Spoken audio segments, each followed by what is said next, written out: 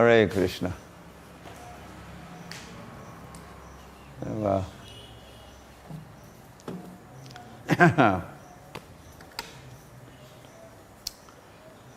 तो पुनः स्वागत है। पहले तो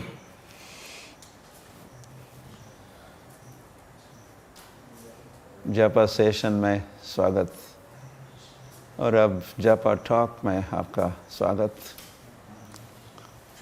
और हम धीरज अग्रवाल प्रभु नागपुर के हमारे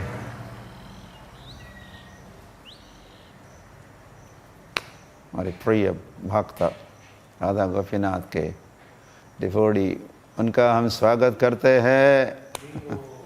आपका स्मरण होगा कई बार या जिक्र हुआ है धीरज अग्रवाल जी का। he has become famous। कैसे वे 27 दिन पहले कोरोना वायरस पॉजिटिव और फिर 27 दिन का संघर्ष किया और आप सब प्रार्थना कर रहे थे उनके लिए, और आपकी प्रार्थना भगवान ने सुनी और वे ठीक हो गए और अब घर और मंदिर लौटे हैं। तो we welcome Dhiraj Agarwal and congratulate him। उनके सारे प्रयास सफल हुए, ठीक होने के प्रयास। So there is good news or best news, good morning news आप सभी के लिए। और हरी अब चैटिंग हो रहा था तो another good news, नागपुर मंदिर 12 घंटे का अखंड कीर्तन का आयोजन कर रहा है। वेरी गुड, स्वागत है। कीर्तन की आवश्यकता है। हरी या कीर्तन आनंद की आवश्यकता है। हरी तो करो कीर्तन नागपुर वालों, नागपुर वासियों, और फिर और भक्त भी प्रेरणा ले सकते हैं और अपने अपने घरों में, मंदिरों में या सर्वत्र नगरों में, ग्रामों में कीर्तन कर सकते हैं। कीर्तन करो, हरिर्नामैव केवलम। मैं तो एक डॉक्टर भक्त को लिखा मैंने, Leela Madhuri, she is a doctor in America. तो हमने कहा कि भगवान ने डायग्नोसिस करके प्रिस्क्रिप्शन भी दी हुई है।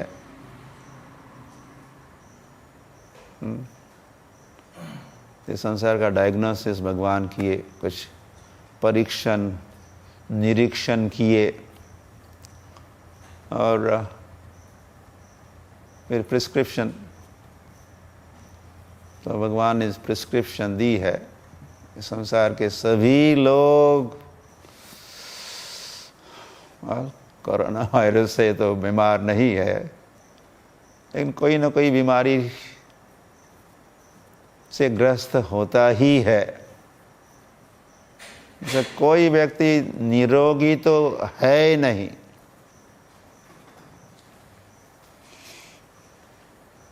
निरोगी नाम की चीज है ही नहीं। वैसे हर व्यक्ति रोगी है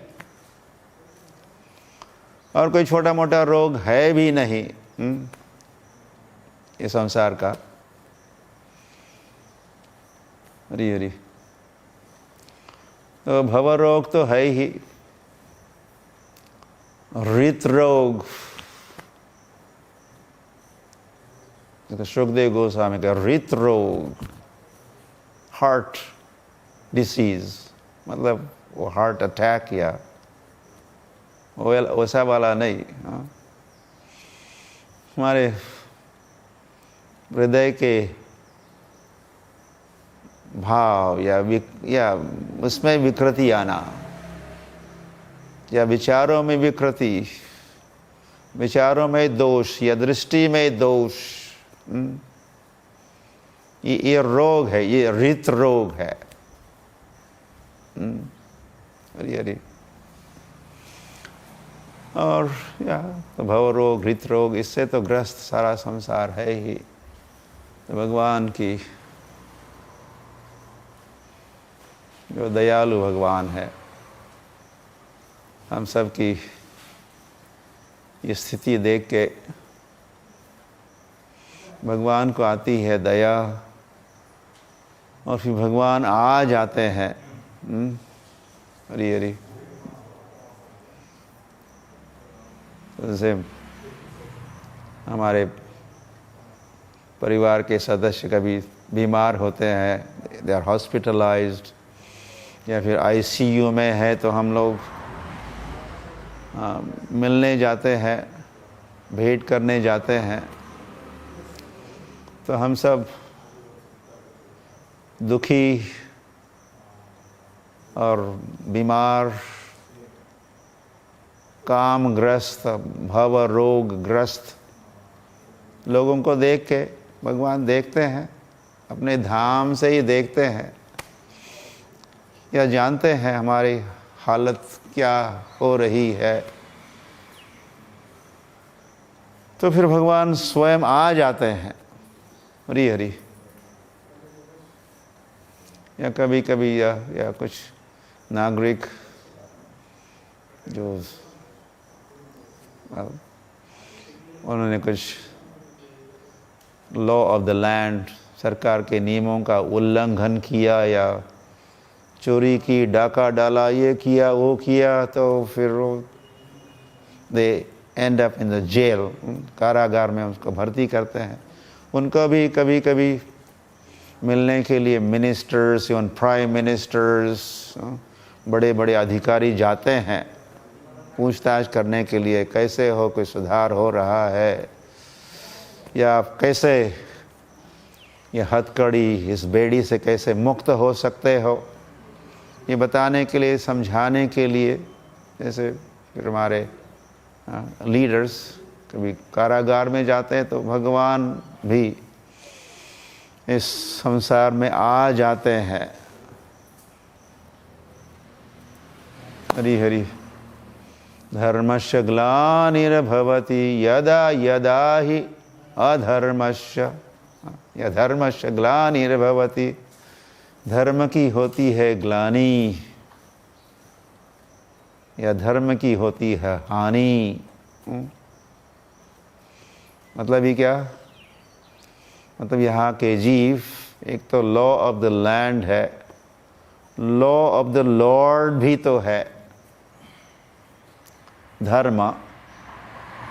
श्रील प्रभुपाद धर्म को संक्षिप्त में कहते हैं लॉ ऑफ द लॉर्ड, धर्म है। धर्म क्या है? भगवान ने दिए हुए नियम, भगवान के नियम, या भगवान ने दिए हुए शास्त्रोक्त भी विधि विधान ही धर्म है। धर्मम ही साक्षात भगवत प्रणीतम। तो जब हरी हरी, तो सरकार के लॉ ऑफ द लैंड, उसका उल्लंघन कोई करता है तो ही एंड्स अप जेल में जाता है। और भगवान के नियमों का जो उल्लंघन करता है, मतलब धर्म का पालन नहीं करता है, मतलब यो अधार्मिक बनता है। हरी हरी। मतलब यो क्या करता है? यत्र अधर्म चतुर्विधा, इस कलयुग के 4 अधार्मिक कृत्य है। वहाँ कली का निवास है, कली रहता है वहाँ, और कली वहाँ रह के निवास करके इन 4 स्थानों पर बद्ध जीवों को परेशान करता है।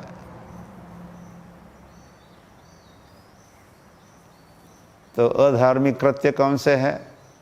मांस भक्षण, अभक्ष भक्षण, और कौन सा अधर्म है, या पाप है या महापाप है, या अभक्ष भक्षण भी महापाप। नशापान, इंटॉक्सिकेशन, ये अधर्म है। और अवैध स्त्री पुरुष संग अधर्म है। अवैध, अवैध, सुन रहे, समझ रहे हो? अवैध मतलब अविधि पूर्वक, मतलब विधाता ने जो नीति नियम दिए हैं लैंगिक क्रियाओं के संबंध में, उन नियमों का उल्लंघन करके तो फिर हुआ अवैध स्त्री पुरुष संग। ये तो बिग टॉपिक, इसको समझना होगा। ये क्या होता अवैध स्त्री पुरुष संग? तो ये संसार व्यस्त है, अधिकतर ये संसार के जन व्यस्त है किसमें? अवैध स्त्री पुरुष संग में व्यस्त है, तल्लीन है।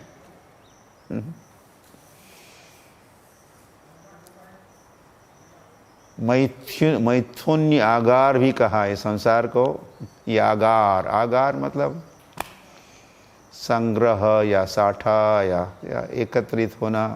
जैसे बस आगार होता है, या बसें ही बसें होती है, बस अड्डे पर बस का आगार कहते हैं। तो मैथुन्य आगार, मिथुनी भाव, मैथुनानंद। और ऐसे सुख को प्रहलाद महाराज कहे सुखम ही तुच्छम, ऐसे तुच्छ। प्रभुपाद एक समय जब इस पर व्याख्या कर रहे थे प्रहलाद महाराज के इस वचन पर, तो श्रील प्रभुपाद लिटरली स्पैट। कोलकाता मंदिर में भागवत कक्षा में मिथुनी भाव ऐसा है, तुच्छम। ग्रहमेधि, ग्रहमेधि तुच्छम। आई एम नॉट रिमेम्बरिंग पूरा। तो ये जो मिथुनी भाव है, मिथुनी भाव कहा भक्ति भाव और कहा मिथुनी भाव। भक्ति भाव सर्वोच्च है और मिथुनी भाव सबसे नीच है, नीच कहीं का। तो जो टॉप मोस्ट है राधा और कृष्ण, गोपी भाव, गोपी कृष्णा का जो माधुर्य है, वो जो भाव है माधुर्य लीला और मधुर भाव, वो सर्वोच्च है। और ये मिथुनी भाव, मैथुनानंद नीच है। This is the lowest. तो इस संबंध में जो विधि विधान है उसका जो उल्लंघन करता है तो फिर वो पापाचार है, महापाप है रियली। तो धर्म की हानि या ग्लानि या ह्रास हो गया ना, तो स्त्री पुरुष के संग या मिलन या संग के संबंध में जो विधि विधान है उसका पालन नहीं करना, उसका उल्लंघन करना ही धार्मिक कृत्य है, या यही है धर्म की ग्लानि, ये भी है धर्म की ग्लानि। तो हम नो मीट ईटिंग, या फिर no intoxication, no illicit sex, अवैध स्त्री पुरुष संग नहीं, और नो गैम्बलिंग, जुगार नहीं खेलना, हरी हरी, और उनको ठगाना नहीं।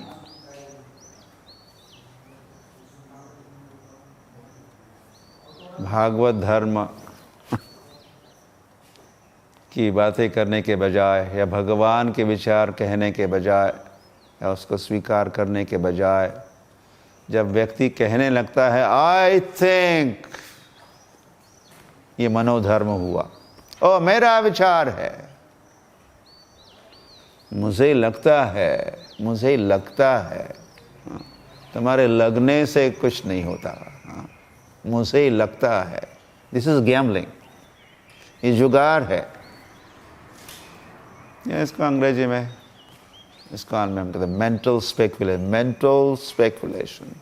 हम कल्पना करते हैं, कई सारे कल्पना के आधार पर ही हमारा सारा जीवन आधारित है। मन तो व्यस्त रहता है और मन में दिन भर संकल्प विकल्प, संकल्प विकल्प, संकल्प विकल्प उठते हैं, मिटते हैं। हम कहते हैं, उसको फैलाते हैं। दिस इज गैम्बलिंग,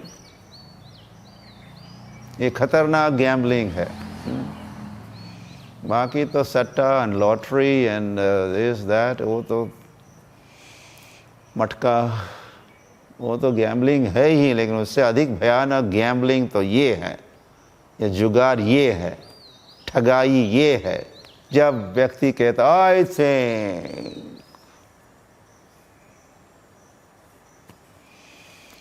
तो वह हरी हरी, मुझे मैंने सोचा तो था कि और anyway, तो बात ये है कि भगवान आते हैं, ये बात है। कब आते हैं भगवान, ये मैं बता रहा था। वो बताते बताते उसमें समय बीत गया। यदा यदा ये धर्मस्य ग्लानिर्भवति, धर्म की जब होती है ग्लानि, तदात्मानं सृजाम्यहं, सृजाम्यहं, मैं प्रकट होता हूँ। या संभवामि युगे युगे, भगवान प्रकट होते हैं। तो ये भी मैं कह रहा था कि भगवान स्वयं आ जाते हैं। जैसे कोई अधिकारी या मंत्रीगण कारागार में जाते पूछताछ करने के लिए, और बताते भी कैसे वे सुधार कर सकते हैं, दे कुड बी रिफॉर्म, और कैसे इस कारागार से मुक्त हो सकते हैं। कारागार में जो यातनाएं, कष्ट, असुविधा तो होती ही है, उससे मुक्त होना है तो ये करो, ये करो, ये करो, ये करो, आउट, कारागार से मुक्त हो जाओ। तो वैसे भगवान भी इस संसार में आ जाते हैं।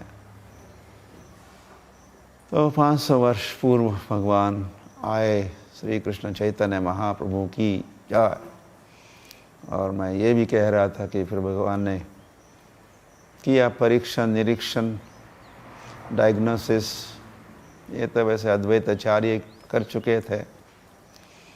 और फिर उन्होंने श्री कृष्ण चैतन्य महाप्रभु को बुलाया, इस संसार में आने के लिए निवेदन किया। वे आए और श्री कृष्ण चैतन्य महाप्रभु ने प्रिस्क्राइब किया,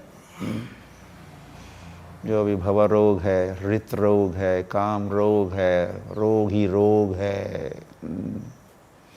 ये कोरोना वायरस तो कुछ भी नहीं है उसके समक्ष।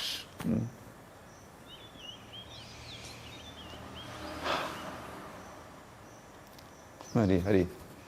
तो तो प्रिस्क्रिप्शन है चैंटिंग हरे कृष्ण कृष्ण कृष्ण हरे हरे, हरे राम राम राम हरे हरे।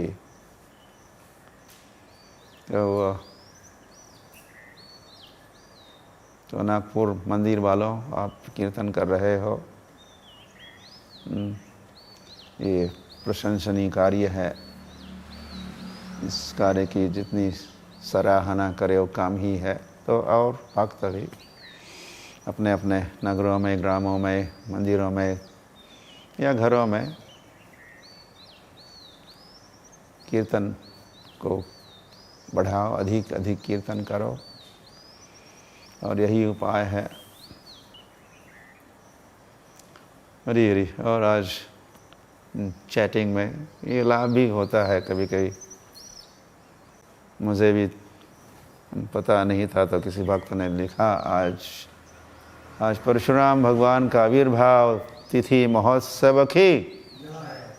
तो वे तो कह रहे थे पूरी कथा सुनाइए, कुछ कहिए। तो अब कुछ सोचा तो था जब मैंने पढ़ा आज परशुराम का आविर्भाव तिथि है, कुछ कहने का सोचा था, लेकिन अब तो समय बीत गया। लेकिन परशुराम केशवधृत भृगुपति रूप, जय जगदीश हरे, जय जगदीश हरे, जय जगदीश हरे। जयदेव गोस्वामी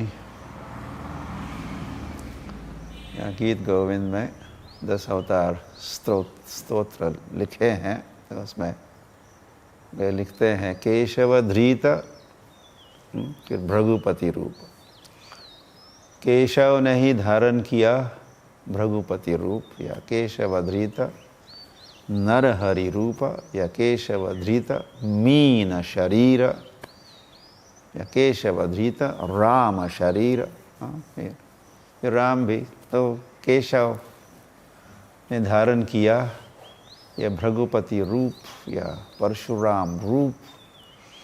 तो राम भी एक तो बलराम राम है, और एक श्री राम राम है, और परशुराम राम है। यह रमयति, यह रमति रमयति च इति रामः, ऐसे भी कहा। जो रमते हैं और रमाते हैं औरों को, वे कहलाते हैं राम। तो वह परशुराम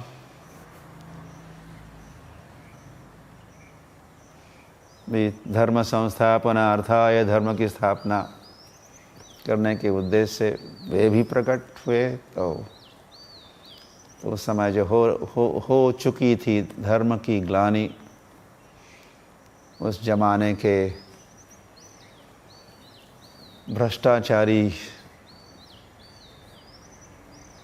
राजाओं के राजकारण के कारण, तो परशुराम ने अपने परशु से, परशु मतलब कुल्हाड़ी का उपयोग किया, और 21 जनरेशंस, 21 पीढ़ियाँ क्षत्रियों की।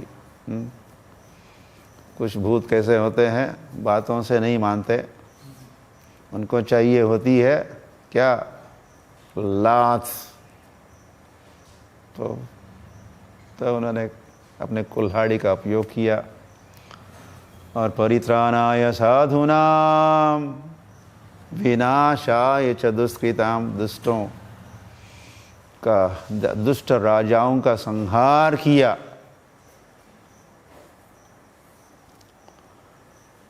हरि हरि।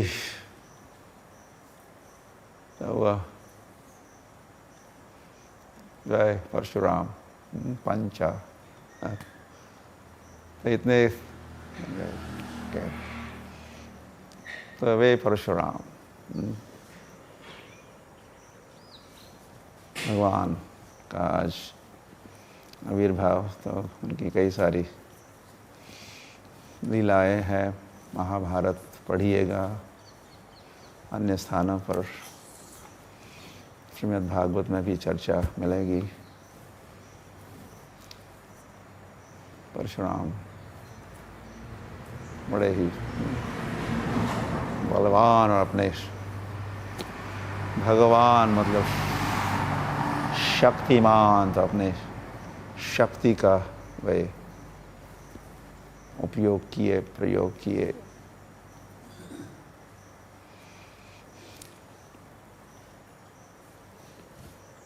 जय परशुराम